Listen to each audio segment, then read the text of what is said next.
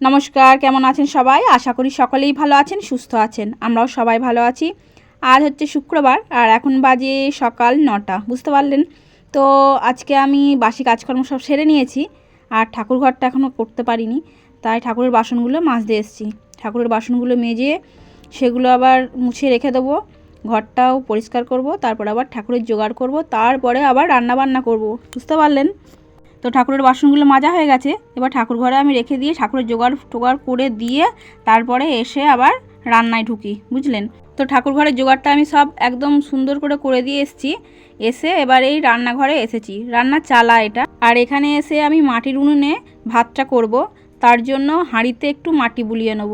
আর হাঁড়িতে মাটি বুলিয়ে সেটাকে একটু রোদে রেখে দেবো, তারপর ভাত চাপাবো। কারণ ওই সঙ্গে সঙ্গে ভাত চাপালে ওই হাঁড়িটা পুড়ে যাবে। আর যখন হাঁড়িটা আমি মাজতে যাব তখন একদম কালিটা হাঁড়ির সঙ্গে একদম লেপ্টে থাকে আর উঠতে চায় না।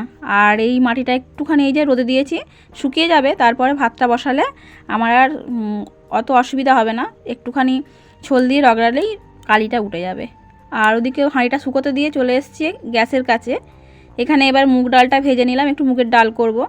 ভেজে একটা বাটিতে ঢেলে নিলাম, ঢেলে নিয়ে একটু জল দেবো, দিয়ে একবার ধুয়ে নেবো, বারবার ধোবো না, তাহলে ওই মুগের ডালের যে গন্ধটা সেটা চলে যায়, সুন্দর গন্ধটা চলে যায়।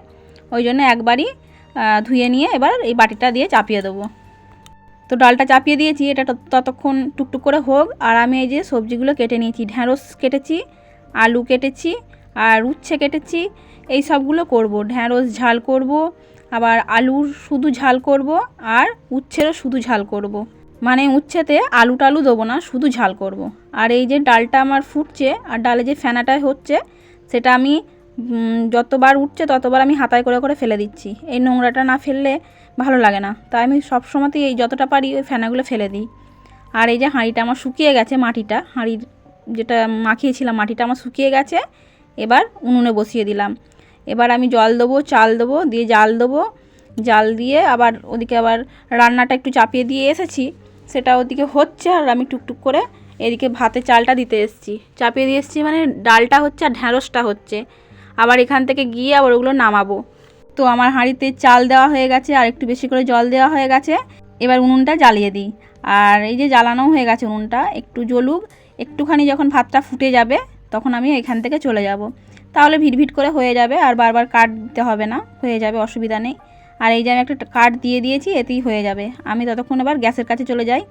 আর এই যে ঢ্যাঁড়সটা আমার হয়ে গেছে, ঢ্যাঁড়সটা এবার নামিয়ে নেব। ডালটাও প্রায় হয়ে গেছে।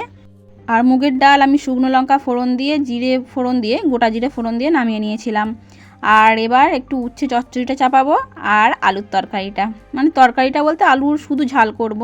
আর এই যে উচ্ছেও শুধু সর্ষে বাটা দিয়ে ঝাল করব, ওতে আলু দেবো না, মানে উচ্ছেতে আলু দেবো না, আর আলু শুধু একটু ঝাল করব, ব্যাস।